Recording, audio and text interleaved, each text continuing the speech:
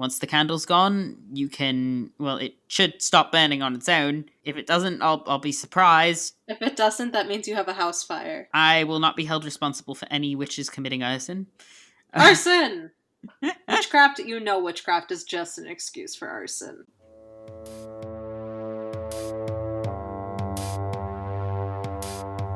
Hello, theologisters, sisters, and misters. Welcome to the Coven.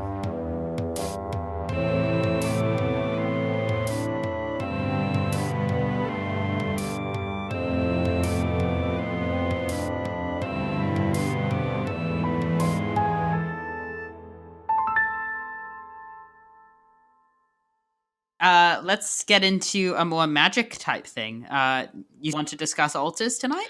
Yeah, for sure. Let's just start with mass media. When they show an altar, I think it's primarily that you'd see candles, which I think are common. But then you might see something like a skull or, things along those lines, like the creepy paraphernalia, and everything is black. And maybe there's a crystal ball or some bullshit. So, but that's what you see a lot in, TV shows when they want to represent, an altar. So, my question to you to start is, what is, the real world version of that and not, the cartoon, movie version? And why do you use it? An altar is used for worship, offerings, spell work, and the like. So, I guess you could say that it's kind of like a spiritual hub.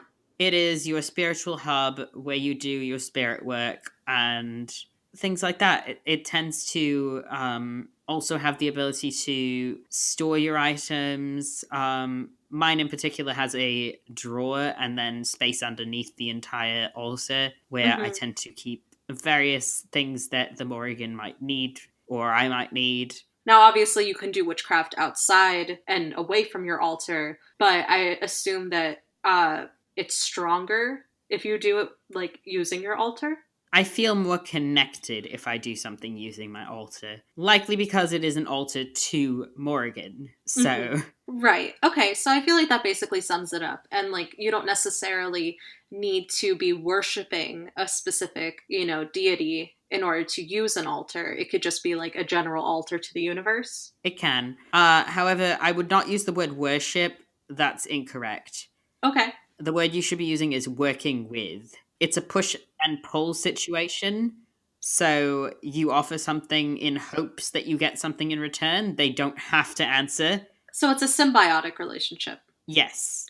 And would you refer to yourself as a follower of the Morrigan? Or is that not quite right either? I believe I have called myself a follower. Mostly I talk to her and say, I wish to be just a better follower for her.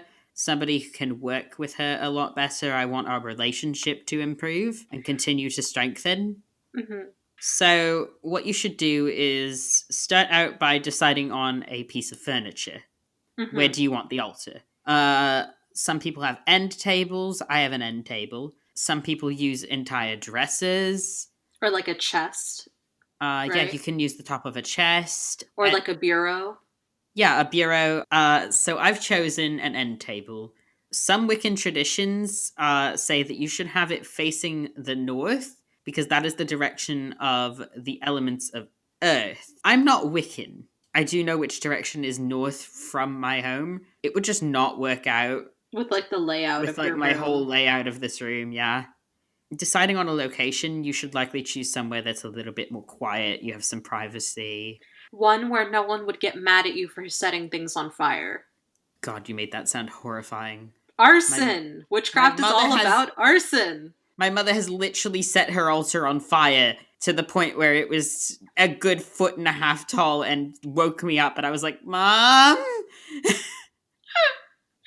Because it was at the foot of my bed and she's like, yes, and I'm like, there's a fire, and she's like, oh, can you put it out? And I was like, no. Can you put it out? It's like, Mom, I'm about to be engulfed. Well, it was like a couple inches away, but I was It's just like, like, it's like, honey, I'm on the toilet. I can't deal with this right now. She was in bed and she was like comfortable. She's like, can you put it out? And I was like, no. And she's like, fine, I'll get the extinguisher. Which was right next to the fire. Maybe think that through. She had to like, she was like, can you get the extinguisher? I was like, no. So she bends down, nearly lights her own hair on fire, then extinguishes the whole thing. So again, allow me to reiterate, many things on your altar are meant to be flammable, such as candles or incense, or among other things that I'm sure Arthur will explain shortly. So when it comes to location, especially, if you're living in someone else's house, make sure that wherever you do decide to do this, try not to have it near other flammable objects. Try to be safe.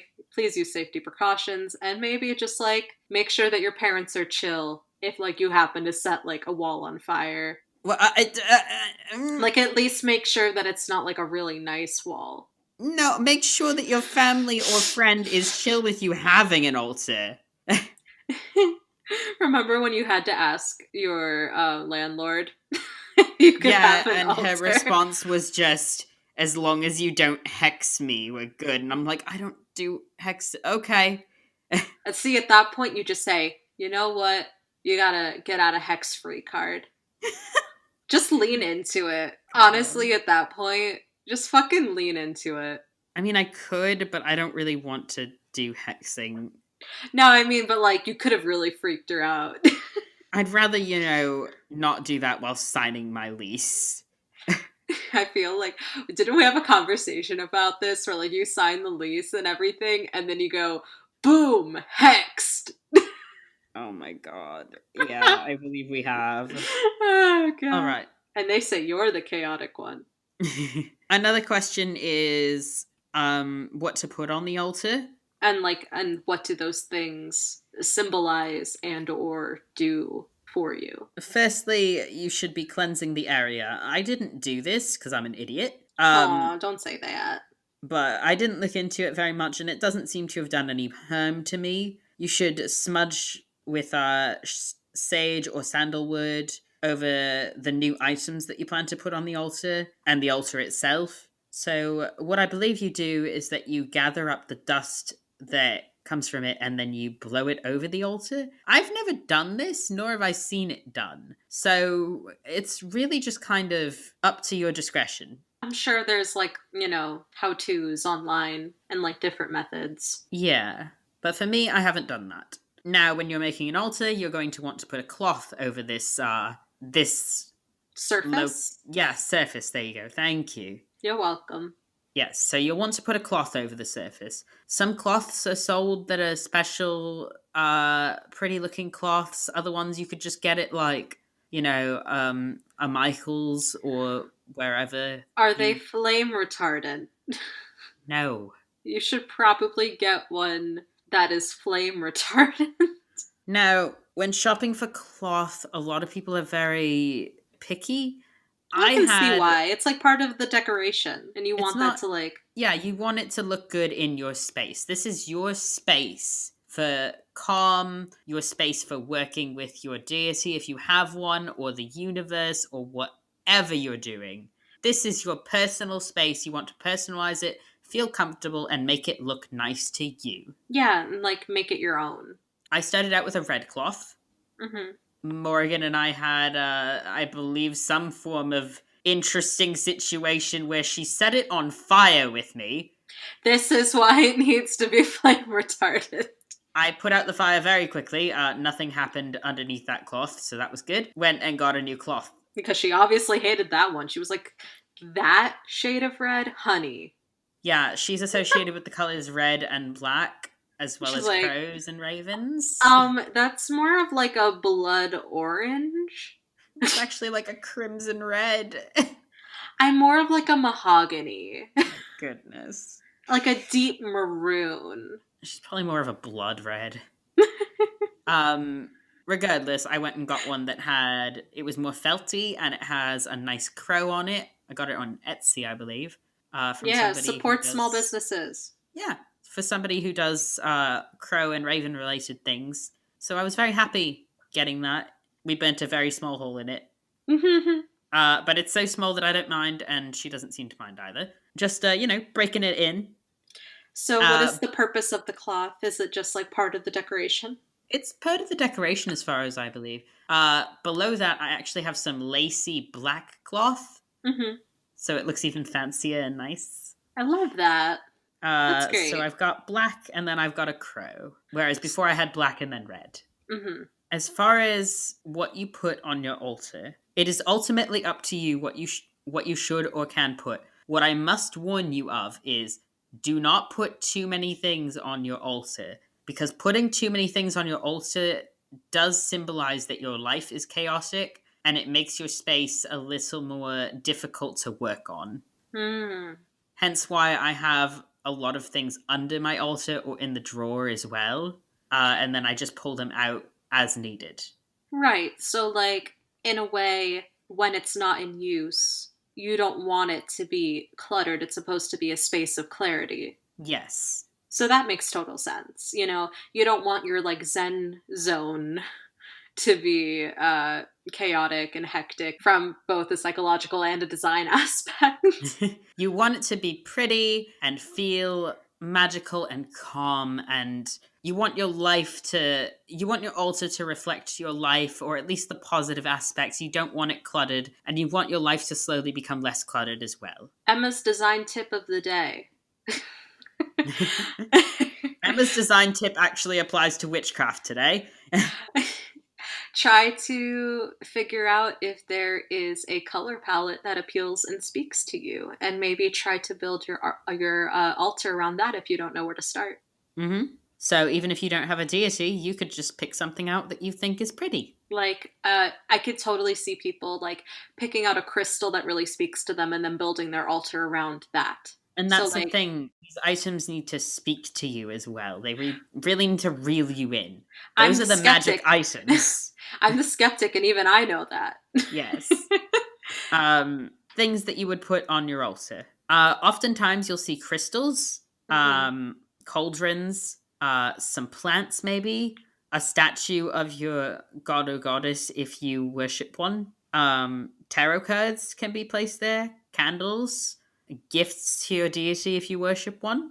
Some people put down offering bowls. And you should really just do research if you have a deity on what they like and what they don't like. Because if you offend one, that's never good. So, can you go a little bit more in depth about like what like those objects do for you, as a witch when it comes to like doing your cleansings or your rituals or communes with your goddess? Absolutely. I was just about to get into that one. Well, I wanted to say it first. Look at you. All that drive embodied, huh? I am full of drive. Are you kidding? I've been driving for a year. I'm too blind to drive. I was too anxious. So I use colored incense in addition to candles. Currently, I have a red candle on my altar that is lit. Like right now in the other room. Yes, I also have some incense burning. I am Hey, not concerned. word to the wise, especially if you're new to making an altar, maybe don't leave the room with a lit candle. Yeah, especially one that isn't in a jar. Mine is in a jar, so it's safer. Yeah, And Jareth especially is like asleep. if you have pets. Oh my god. He's actually never gone near the altar. He doesn't care about it. Which is for the best. Yeah, I'd prefer that. So, Try not to leave your candles unattended, especially if you're very new at this. would you like to know everything that I have on my altar prior to me going into the candles and incense right now? Actually, yeah. Do you want to just like list off? Yeah. So, I have a small picture of my goddess holding a disembodied head. Love it. I have a gree bag that's green. Green symbolizes growth, expansion, money, finding lost articles. So I bought that when I was very poor. And since then, I have gained money and I continually seem to slowly gain money. It's not like a big portion of money drops into my pocket anytime I touch it. Well, you've heard of investment. Uh, welcome to spiritual investment. And you can slowly acquire items. You don't need everything at once. I feel Sometimes you like feel that you need a lot of money for things like this. You don't need a lot of money to be a witch. And a lot of these things are things you can find around your home. I feel like in a way doing it, more piecemeal than like just going on Amazon and dumping like 20 things into your cart is probably for the best anyway, just because, again, you want those objects to have meaning to you. You don't just want to like fill, a checklist. One of Morrigan's symbols is an upside down black triangle. So, an isosceles triangle that is point down. Like, Okay. the big point down. Mm-hmm. And I've put a rock that I've had since I was about, I want to say 11 or 12, Mm-hmm. that I used to hide in my swimsuit because there was a tiny pocket in there for some reason. And I found it underwater and it was perfectly smooth and egg shaped. So I just put it in there. And I found it one day and went, this had meaning to me, clearly. So I set it down on that piece of paper and said, this is an offering for you. It means a lot to me, Mm-hmm. specifically a younger me, so we can communicate better and have a better connection, Right. hopefully, by me giving you something so important. Mm-hmm. Another thing I do have on there is a cauldron, which I'll tell you that I do spells with, but I'll tell you, when I get to that bit. I have a skull. You were correct. I was kind of quietly internally laughing when you mentioned skulls.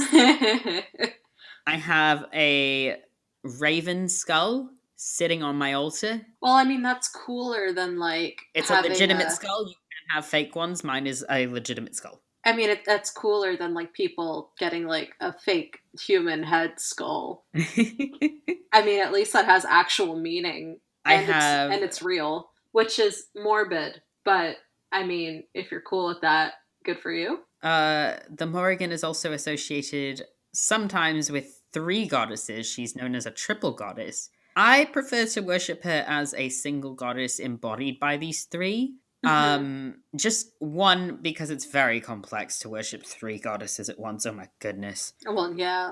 And then two, I just don't feel that she's three, and a lot of text says otherwise, and it's just back and forth. Nobody's really sure, and I'm just like, you know what?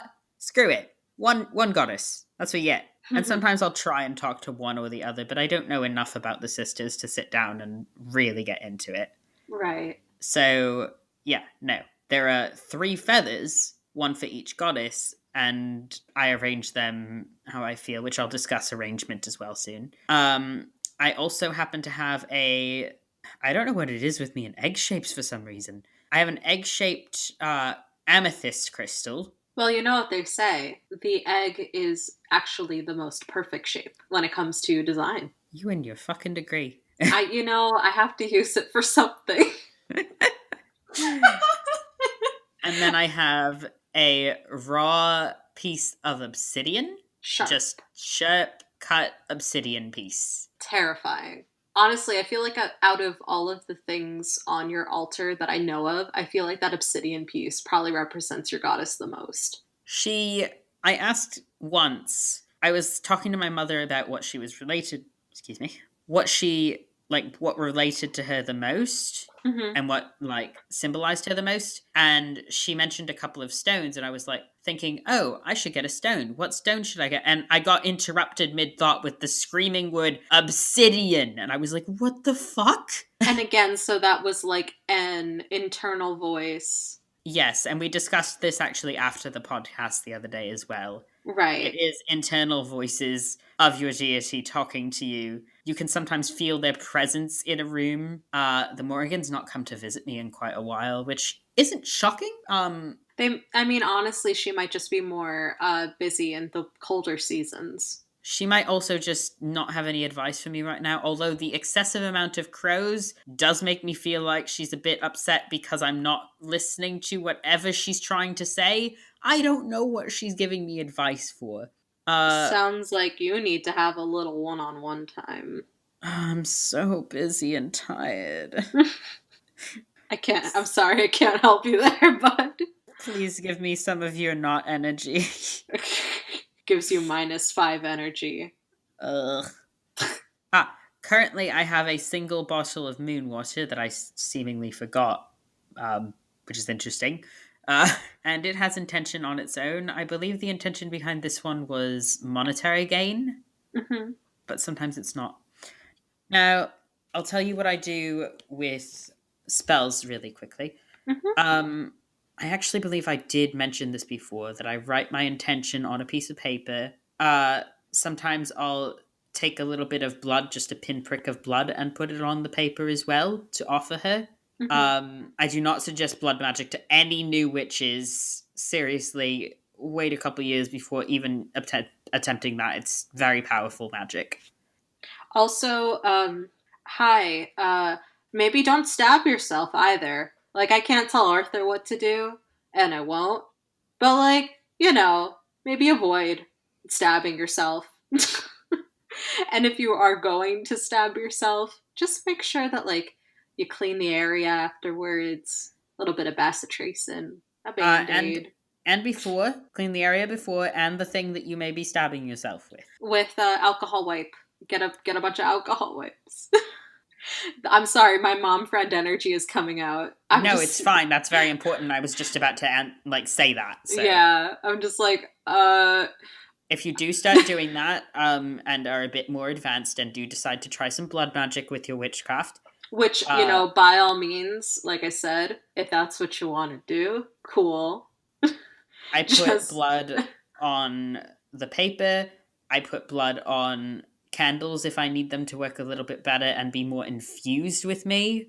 uh-huh. So essence of myself gets onto things, but I do not suggest it for the new witches. I would suggest maybe 2 to 3 years of experience at least. Mhm. So after that, I tend to put some of my colored incense, each one meaning something different. So whatever my specific, Intention. yes, whatever my specific intention is, I will put that color in. Okay. And sometimes I'll put in purple because it represents spiritual attunement, swiftness, communication, and sending messages, which would mean that I'm trying to contact the Morrigan a little bit faster, and it makes it a bit more, hey, listen to me for a moment, please. Very important. And sometimes I'll put down the color that is for that specific day. So it is Tuesday, which means that the color is red. So that would be legal matters, lust, passion, healing, courage, confidence, protection, conquering obstacles, and winning in battle. Now, I've not been feeling very well recently, so I did light my red candle. I feel like Monday is more red. Monday's actually white. Huh. Uh, so Tuesdays are red. And I lit my red candle and offered her some incense. That's all I could do at the moment. I do have the materials to sit down and give her the full offering, but I just don't feel I have the spiritual energy that I would need to fully commit to that. Yeah, you Uh, want to wait until, you don't half-ass it. yeah, and I was very short on time when I tried to do this. Mhm. I was actually really getting ready for the podcast, so I just very quickly was like, hey, can you help? I don't feel great. I'm bordering on a fever. Please help. Thanks. Here's some incense. Okay, bye. Okay, bye. I'm sorry, Morgan. He's not choosing me over you. Oh, no, never. No. Wait, I'm sorry. I love you. But I no, mean, I'm when not it choosing comes Emma to over you. It's just I don't have the spiritual energy right now to fully commit to my goddess, and I would like to sit down and actually commit to a spell or commit to communication. I would say that there's enough Arthur to go around, but There really isn't right now. There's like a tenth of me. so Um, Candles and incense. You wanted to know about those?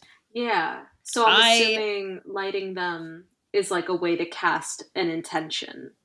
it is. Cool. There's a big tall one that I just tossed out because I don't need it. It's a double action reversible candle, which gives me good luck and prosperity. And I got it because there's another side to it, which is black and reverses hexes and throws them back at whoever hexes me. That's cool. I felt that somebody had hexed me and there was ill intention towards me. So I got the candle to not hex them, but to throw their hex back at them and keep myself safe. Which is extremely smart and very practical. Mm-hmm. And it's a good way to avoid, like, karmic repercussions. Now, are these candles, like, scented? Does that matter? They are scented, but that does not matter. Okay, so... I have every color you could need for witchcraft, but when I light a candle whilst I'm using my incense, I can just put one of the lids over where the incense goes over my altar. I put it through one of the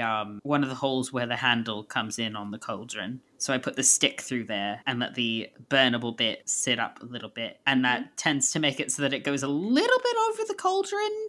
And to keep it from hitting the actual fabric underneath, I just put the top of one of my candles there. So the cauldron specifically is like where you would burn, paper, right? Yes, paper, incense, sometimes very special rocks, probably herbs as well. I just don't have any that I do that with. Just things like that. Because I feel like people always associate cauldrons with, like, potion making. I've never made a potion in my cauldron. I think you can. I've just never made one. That is definitely a very Disney movie-esque usage for it. So I was never sure if that was, like... I guess, like, it's totally possible to make, like, potions. Just not, like, the kind that you would see in Harry Potter. Ugh, God, stop comparing it.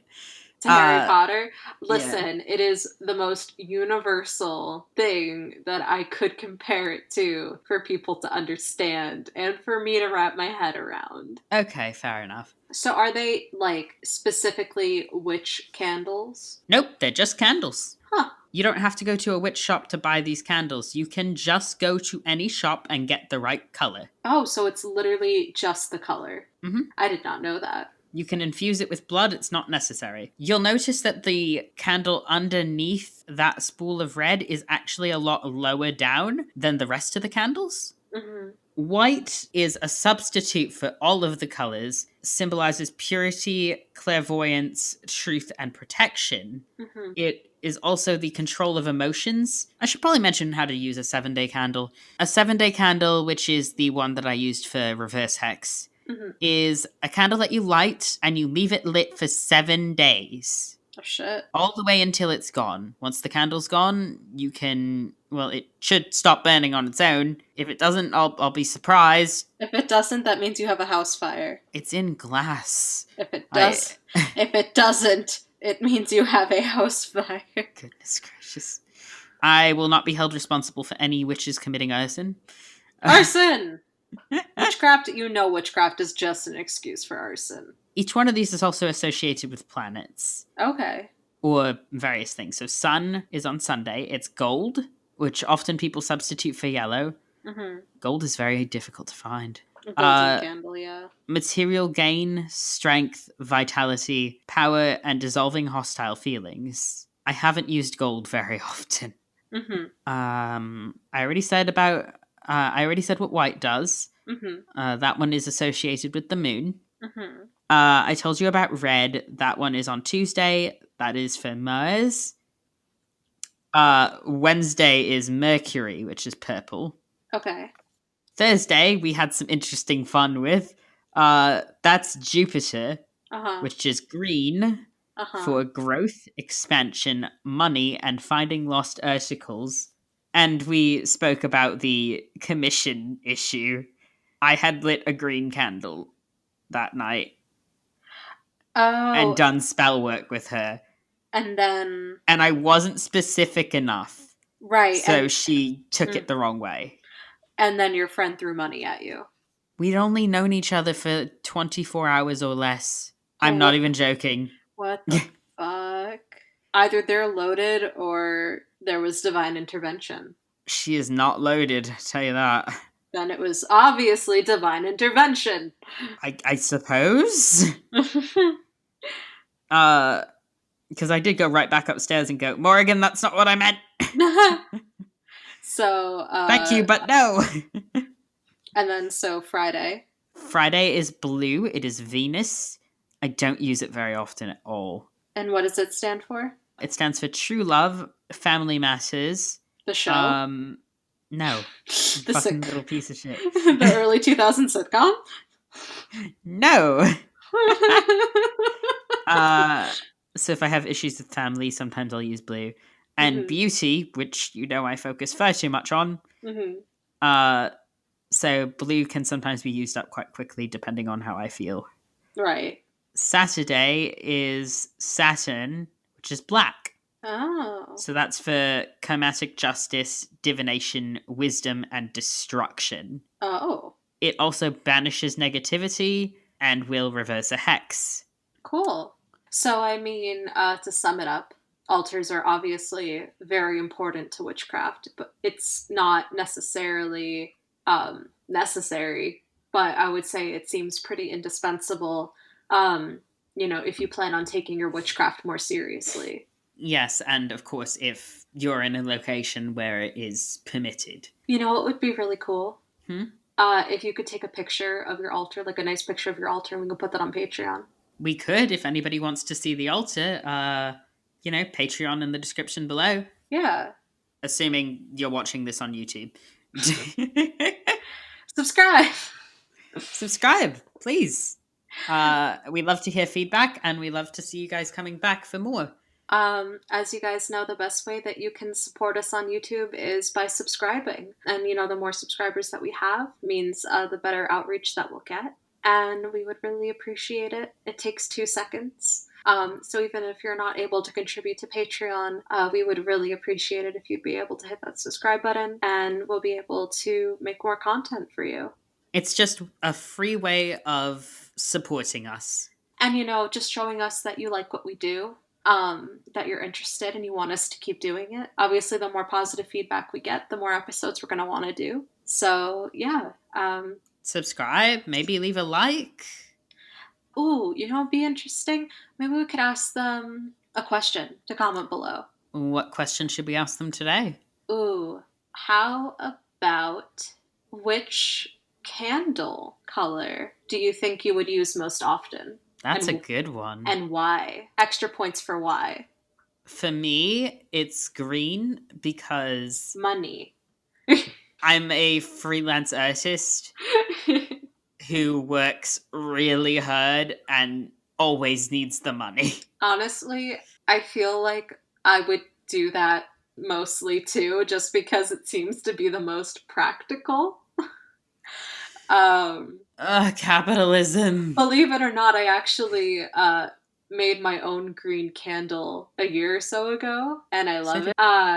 It's a eucalyptus lavender scent. I went to a candle making shop for funsies, and I made a candle, and it is green, and I love it. And you guys can invest in candle making as well. It's a very fun hobby. I feel like, in a way, it would be even more powerful, because it has your essence into it. Exactly. It is quite powerful to make your own candles. I'm going to do an experiment. I'm going to light my candle tonight for a bit. Okay. And I'm going to put intention into it for money, because I'm trying to land a job right now, and I'm struggling with another gig.